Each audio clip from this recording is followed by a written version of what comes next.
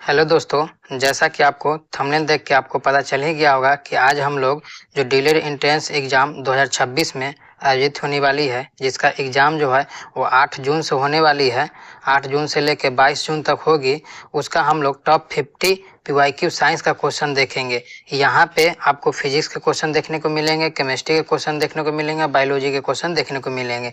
ये सारे साइंस से लेकर आपको 20 क्वेश्चन पूछे जाते हैं एग्जाम में। तो ये जितने भी सारे हम क्वेश्चन को यहाँ पे करेंगे वो सारे पीवाईक्यू सेक्शन से लिए गए हैं, और पीवाईक्यू सेक्शन से लिए गए तो आपको आंसर तो मिलेगा ही, साथ में एक्सप्लेनेशन भी मिलेगा, और उस क्वेश्चन के साथ एक्स्ट्रा फैक्ट के साथ आपको इसका क्या है एक्सप्लेनेशन किया जाएगा, ताकि आपको अगर ये क्वेश्चन रिपीट नहीं होता है तो आपको एक्स्ट्रा फैक्ट आपको जरूर मिलेगा। यही ज़्यादा चांस है कि एक्स्ट्रा फैक्ट जो हम बताएंगे इसके इर्द गिर्द के जितने भी क्वेश्चन बताएंगे वो सारे क्वेश्चन आपको यहाँ पे ज़्यादा यूजफुल होने वाली है। और साथ ही साथ ये पीवाईक्यू है तो आपको देखना ही है, देख के ही जाना है। तो चलिए इसका जो पहला क्वेश्चन है वो हम लोग सॉल्व करते हैं। पहला क्वेश्चन यहाँ पे कह रहा है कि ऊष्मा के संचरण की कितनी विधियां हैं। यहाँ पे क्वेश्चन क्या कह रहा है, ऊष्मा के संचरण की कितनी विधियां हैं। तो ऊष्मा के संचरण की 3 विधियां हैं। अब देखिए पीवाईक्यू में सिर्फ ये पूछ लिया गया, हो सकता है कि पूछ लिया जाए कि इनमें से कौन ऊष्मा संचरण की विधियां नहीं है, तो आपको वो तीनों विधियां पता होनी चाहिए। तो पहला जो विधि है वो है चालन, याद रखिएगा। दूसरा विधि है संवहन, और तीसरा विधि है विकिरण। क्या है, विकिरण। आपको हो सकता है ऑप्शन में ये 3 ऑप्शन भी दे देंगे और एक कोई और ऑप्शन भी दे दिया जाएगा। पूछेगा कि ऊष्मा संचरण की इसमें से कौन विधियां नहीं है, तो आपको ये 3 पता होंगे तब ना आप बता पाएंगे कि वो आंसर है। तो चलिए इसका जो अभी को आंसर है जो वो 3 नंबर ऑप्शन हो जाएगा। 3 हो जाएगा। ऊष्मा संचरण की कितनी विधियां है, तो 3 है, चालन है, संवहन है और विकिरण है, याद रखिएगा। चलिए अब हम लोग नेक्स्ट क्वेश्चन देख लेते हैं। इसमें एक्स्ट्रा फैक्ट भी दिया हुआ है। देखिए अब एक्स्ट्रा फैक्ट में इसमें क्या दिया, ऊष्मा संचरण का चालन, संवहन और विकिरण द्वारा होता है। एक्स्ट्रा फैक्ट में आप यहाँ पे देख सकते हैं जो सूर्य का जो ऊष्मा है वो पृथ्वी तक पहुंचने में किसके द्वारा पहुंचता है, तो वो विकिरण द्वारा पहुंचता है। किसके द्वारा पहुंचता है, विकिरण द्वारा। प्लस विकिरण को कोई माध्यम की आवश्यकता नहीं होती है, विकिरण को माध्यम की आवश्यकता नहीं होती है, याद रखिए, माध्यम की आवश्यकता नहीं होती है। सेकेंड क्वेश्चन यहाँ पे देखेंगे, चालन किसमें अधिक होता है। तो चालन किसमें अधिक होता है, तो होता है धातु में। किसमें होता है, धातु में सबसे अधिक होता है। यहाँ पे देख ले, धातु में सबसे अधिक होता है। क्यों होता है, क्योंकि इसमें मुख्य इलेक्ट्रॉन होते हैं। अगर आपसे क्वेश्चन पूछा जा सकता है कि धातु में चालन सबसे अधिक होते हैं, क्यों, क्योंकि उसमें मुख्य इलेक्ट्रॉन होते हैं, ऊष्मा तेजी से संचरण करते हैं। एक्स्ट्रा फैक्टर की चांदी में सबसे अधिक ऊष्मा चालन करता है, याद रखिएगा।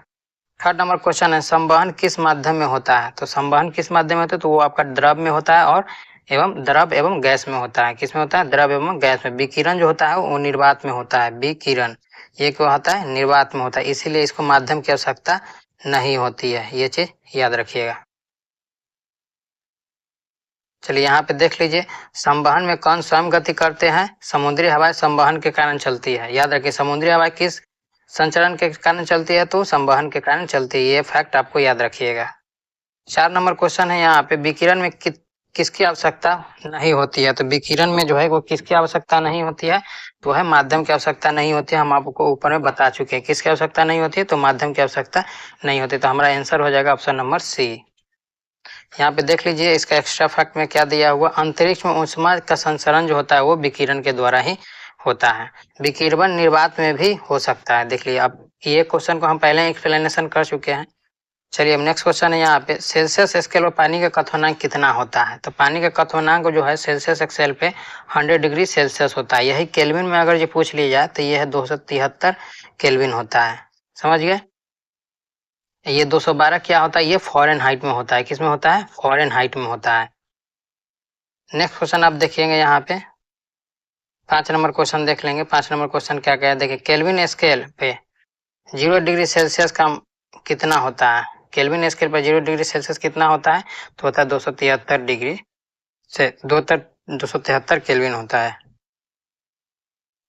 नेक्स्ट क्वेश्चन अब हम लोग देखेंगे यहाँ पे 7 नंबर क्वेश्चन देखेंगे। 7 नंबर क्वेश्चन क्या कह रहा है, तो 7 नंबर जो क्वेश्चन है वो कह रहा है, प्रकाश के कण का सिद्धांत के जनक कौन है। तो देखिए प्रकाश क्या है, प्रकाश कण भी है, याद रखिएगा, प्रकाश कण भी है और क्या है, तरंग भी है। तो याद रखिएगा यहाँ पे, तो जो कण है ये कौन दिए थे, ये न्यूटन साहब ने दिए थे। तरंग ये कौन दिए थे, ये हाइजन साहब ने दिए थे। तो अभी जो हमारा आंसर हो जाएगा वो प्रकाश के कण के सिद्धांत के बारे में बात किया जा रहा है, तो हमारा न्यूटन साहब हो जाएगा, ऑप्शन नंबर ए आंसर हो जाएगा। नेक्स्ट क्वेश्चन अब हम लोग देखेंगे यहाँ पे प्रकाश का तरंग सिद्धांत। देखिए ऊपर में ही बता चुके हैं कि तरंग कौन दिया था, तो हाइजन साहब ने दिए थे, याद रखिएगा। नेक्स्ट क्वेश्चन है अब यहाँ पे 9 नंबर क्वेश्चन, आकाश नीला क्यों दिखाई देता है? तो आकाश जो है नीला क्यों दिखाई देता है? वो प्रकाश के प्रकीर्णन के कारण देता है। ब्लू यानी जो हमको आकाश जो नीला दिखाई देता है, वो नीला प्रकाश क्या होता है? अत्यधिक क्या होता है? प्रकीर्णित होती है, जिसके कारण हमको ये दिखाई देता है। चलिए नेक्स्ट क्वेश्चन देख लेते हैं। देखिए यहाँ पे लिखा हो ना, बैंगनी रंग का प्रकीर्णन सबसे अधिक होता है, इसीलिए दिखाई देता है। सूर्य ग्रहण कब होता है? तो चंद्रमा जब बीच में आ जाए तब सूर्य ग्रहण होता है। देखिए यहाँ पे सूर्य है, समझे, सूर्य यहाँ पे पृथ्वी है, और यहाँ पे मान लीजिए कि चंद्रमा आ जाए, तो इसका प्रकाश तो पृथ्वी पे नहीं पड़ेगा क्योंकि ये ढक लेगा, तो इसीलिए क्या होगा? सूर्य ग्रहण लग जाएगा। तो चंद्रमा बीच में होना चाहिए। 11 नंबर क्वेश्चन देखेंगे अब हम लोग। 11 नंबर क्वेश्चन क्या कह रहा है, समान आवेशों के बीच कौन सा बल लगता है? तो समान आवेश होगा तो वहां पर प्रतिकर्षण लगेगा, यही डिफरेंट होगा तो क्या होगा? आकर्षण लगेगा, याद रखिएगा। अब हमारा क्वेश्चन नंबर 12 है। 12 क्वेश्चन नंबर कह रहा है एसी का पूरा नाम क्या है? तो एसी का जो पूरा नाम है वो है अल्टरनेटिव करंट। यही डीसी की बात किया जाए, डीसी का, तो क्या हो जाता है? Direct current. क्या हो जाता है? डायरेक्ट करंट हो जाएगा, डायरेक्ट करंट हो जाएगा। 13 नंबर क्वेश्चन अब हम लोग देखेंगे। 13 नंबर क्वेश्चन क्या कह रहा है, बल्ब का फिलामेंट किस धातु का बना होता है? तो बल्ब का जो फिलामेंट होता है किस धातु का बना होता है? तो वह है टंगस्टन का बना होता है। किसका बना होता है? टंगस्टन का। यही में फिलामेंट में बल्ब का जो तार होता है वो किसका बना होता है? तो बल्ब का जो तार होता है वो नाइक्रोम का बना होता है। किसका बना होता है? नाइक्रोम का बना। तार वर्ड अगर ये लगा दिया ना तो नाइक्रोम मारिएगा, ये फिलामेंट लगा दिया तो टंगस्टन हो जाएगा। नेक्स्ट क्वेश्चन यहाँ पे अब हम लोग देख लेंगे। देखिए यहाँ पे लिखा है टंगस्टन का जो गलनांक क्या होता है? बहुत अधिक होता है। तो टंगस्टन का गलनांक कितना है? लगभग 3400 डिग्री सेल्सियस। इसी का इसका तापमान पूछेंगे मैक्सिमम कितना होता है? तो 2000 से कितना होता है? 2000 से 2500 डिग्री सेल्सियस इसका क्या होता है? टेम्परेचर होता है। क्या होता है? टेम्परेचर होता है, यानी डिग्री सेल्सियस होता है। 14 नंबर क्वेश्चन है विद्युत धारा का एसआई इकाई क्या है? विद्युत धारा का क्या है? एम्पियर है। ओम किसका है? तो ओम आपका प्रतिरोध का हो जाएगा। ओम किसका हो जाएगा? प्रतिरोध का हो जाएगा। वाट किसका हो जाएगा? तो वाट आपका शक्ति का हो जाएगा।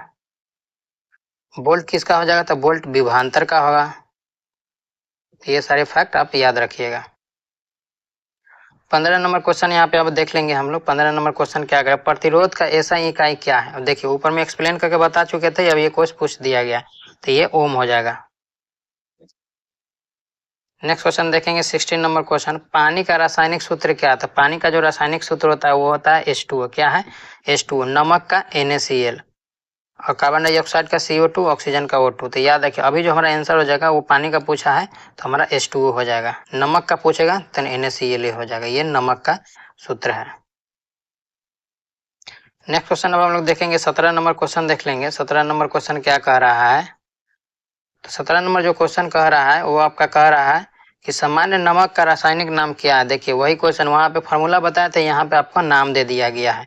तो वहां पे NaCl बताए थे ना, NaCl, तो इसी को हम लोग कहते हैं सोडियम क्लोराइड। तो सोडियम क्लोराइड किस ऑप्शन में है? तो ऑप्शन नंबर ए में दिया गया हुआ, तो हमारा यही आंसर हो जाएगा। नेक्स्ट क्वेश्चन अब हम लोग देखेंगे 18 नंबर क्वेश्चन क्या कह रहा है, सबसे हल्की गैस कौन सी है? तो सबसे हल्की जो गैस है वो है आपका हाइड्रोजन। क्या है? हाइड्रोजन सबसे हल्की गैस है। कभी कभी आपसे पूछ लिया जाएगा कि हवाई जहाज या प्लेन में जो टायर में जो हवा भरा जाता है वो किसका गैस होता है? तो वो होता है नाइट्रोजन का। तो सबसे हल्की तो हाइड्रोजन है, तो फिर नाइट्रोजन क्यों भरी जाती है? तो देखिए हाइड्रोजन जो है ये अभिक्रिया कर लेता है। क्या कर लेता है? अभिक्रिया कर लेता है, जिसके कारण आग लगने का ज्यादा खतरा है। लेकिन ये क्या है, नाइट्रोजन जो है अभिक्रिया नहीं करता, इसीलिए भरा जाता है। नेक्स्ट क्वेश्चन हम लोग देख लेंगे, अम्ल का स्वाद कैसा होता है? तो देखिए अम्ल का स्वाद जो होता है वो खट्टा होता है। यही अगर ये क्षार का पूछ लिया जाए तो वो कड़वा होता है। किसका होता है? क्षार का कड़वा होता है। किसका होता है? कड़वा होता है। अम्ल का pH मान जो होता है देखिए 0 से 7 होता है, 7 से 14 होता है। 7 से 14 के बीच में जब भी जाइएगा तो ये हो जाएगा आपका क्षार। क्या हो जाएगा? क्षार। और 0 से 7 के बीच में जाइएगा तो ये आपका हो जाएगा अम्ल, और 7 जाइएगा तो ये हो जाएगा आपका उदासीन। मतलब पीएच मान है, 7 पीएच मान होगा तो उदासीन होगा, 0 से 7 के बीच में पीएच मान होगा तो वो अम्ल होगा, और 7 से 14 के बीच में पीएच मान होगा तो वो क्षार होगा। सॉरी, यहाँ पे क्षार ऐसे लिखा जाता है, हमने थोड़ा गलत लिख दिया है। चलिए नेक्स्ट क्वेश्चन देख लेते हैं। नेक्स्ट क्वेश्चन क्या है, 20 नंबर क्वेश्चन देख लेते हैं। पीएच का मान 7 होने पर विलयन कैसा होगा? तो विलयन कैसा होगा? क्षारीय होगा। क्या होगा? सॉरी, 7 दिया गया है तो 7 है तो ये उदासीन होगा। क्षारीय कब होगा? 7 से लेके 14 के बीच में होगा तब। अम्लीय कब होगा? जब 0 से 7 के बीच में होगा तब। चलिए नेक्स्ट क्वेश्चन अब हम लोग देख लेते हैं। लोहे पर जंग लगना किस प्रकार परिवर्तन है? तो यह है रासायनिक परिवर्तन। किस प्रकार का परिवर्तन है? रासायनिक परिवर्तन है। चलिए नेक्स्ट क्वेश्चन देख लेते हैं अब हम लोग। एलपीजी का मुख्य घटक कौन सा था? एलपीजी का जो मुख्य घटक है वो कौन सा है? प्रोपेन और ब्यूटेन है। क्या है? प्रोपेन और ब्यूटेन। मीथेन को ही हम लोग क्या बोलते हैं? मार्स गैस बोलते हैं। क्या बोलते हैं? मार्स गैस बोलते हैं, याद रखिएगा। क्या बोलते हैं? मार्स गैस बोलते हैं। चलिए, दही बनाने में कौन सा जीवाणु सहायक है? तो दही बनाने में जो जीवाणु सहायक है वो कौन सा है? तो है आपको लैक्टोबैसिलस। क्या है? लैक्टोबैसिलस। ऑप्शन नंबर सी हमारा क्या हो जाएगा? आंसर हो जाएगा। चलिए नेक्स्ट क्वेश्चन, यहाँ पे 24 नंबर क्वेश्चन क्या कह रहा है? कौन सी गैस जलने में सहायक है? तो कौन सी गैस जलने में सहायक करती है? तो वो ऑक्सीजन। ऑक्सीजन अगर ये नहीं होगा तो वो कोई भी चीज नहीं जलेगा। नेक्स्ट क्वेश्चन है यहाँ पे, अब हम लोग देख लेंगे 25 नंबर क्वेश्चन जो है। हरे पौधे का हरा रंग क्यों होता है? हरे पौधे का रंग जो होता है वो हरा क्यों होता है? तो होता है क्लोरोफिल के कारण। किसके कारण होता है? क्लोरोफिल के कारण होता है। किसके कारण होता है? क्लोरोफिल के कारण हरा रंग होता है। कैरोटीन के कारण क्या होता है? गाजर जो होता है, गाजर वो लाल दिखता है। हीमोग्लोबिन के कारण रक्त जो है वो क्या दिखता है? वो आपका लाल दिखता है। याद रखिएगा ये सब सारे फैक्ट। मानव शरीर की सबसे बड़ी ग्रंथि कौन है? तो देखिए, मानव शरीर की सबसे बड़ी ग्रंथि कौन है? यकृत है। क्या है? यकृत है। अगर जो आपको अंत मतलब कि इंटरनल अगर जो ऑर्गेनिज्म का बात किया जाए, इंटरनल ऑर्गन की बात किया जाए, मतलब कि आंतरिक ग्रंथि का सबसे कौन सा है, तो उसमें जो आपका आ जाएगा, उसमें आपका क्या होगा? ब्रीक आ जाएगा। क्या आएगा? अधिब्रीक। नेक्स्ट क्वेश्चन है यहाँ पे, रक्त का लाल रंग किसके कारण होता है? ऊपर में ही बता चुके किसके कारण होता है। तो रक्त का जो लाल है वो किसके कारण होता है? हीमोग्लोबिन के कारण होता है। नेक्स्ट क्वेश्चन है अब हमारा यहाँ पे, मानव शरीर में कितनी हड्डियां होती है? तो मानव शरीर में जो हड्डियां होती है वो कितनी होती है? 206 होती है। कितनी हड्डियां होती है? 206 हड्डियां होती है। नेक्स्ट क्वेश्चन अब हम लोग देख लेंगे 29 नंबर क्वेश्चन देखेंगे। यहाँ पे देख लें, नवजात शिशु में कितना होता है? तो नवजात शिशु में 300 हड्डियां होती है। प्रकाश संश्लेषण के लिए कौन सी गैस आवश्यक है? तो प्रकाश संश्लेषण के लिए कौन सी गैस आवश्यक है? तो वह कार्बन डाइऑक्साइड गैस आवश्यक है। नेक्स्ट क्वेश्चन है यहाँ पे, विटामिन डी की कमी से कौन सा रोग होता है? तो विटामिन डी के जो कमी से जो रोग होता है वो होता है आपका रिकेट्स होता है। रतौगी क्या होता है? विटामिन ए की कमी से होता है। बेरी बेरी किस? विटामिन बी के कमी से हो गया। स्कर्वी किससे होता है? विटामिन सी के कमी से होता है। याद रखिएगा ये सब सारे फैक्ट। मलेरिया किसके द्वारा फैलता है? तो मलेरिया जो फैलता है वो किसके द्वारा फैलता है? तो वह मच्छर के द्वारा फैलता है। नेक्स्ट क्वेश्चन है यहाँ पे 32 नंबर क्वेश्चन है, हृदय में कितने कक्ष होते हैं? तो हृदय में जो कक्ष होते हैं वो 4 होते हैं। क्या होते हैं? 4 होते हैं। ये 4 कक्ष कौन कौन से हैं?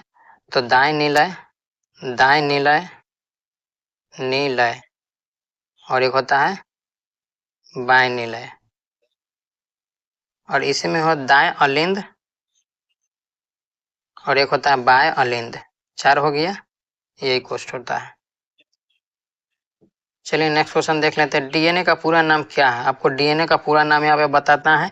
तो डीऑक्सी राइबो न्यूक्लिक एसिड हो जाएगा। यहीं पे आपको आरएनए पूछ दिया जाए, आरएनए, तो ribo nucleic acid, RNA, sorry माफ कीजिएगा, इसका क्या हो जाएगा?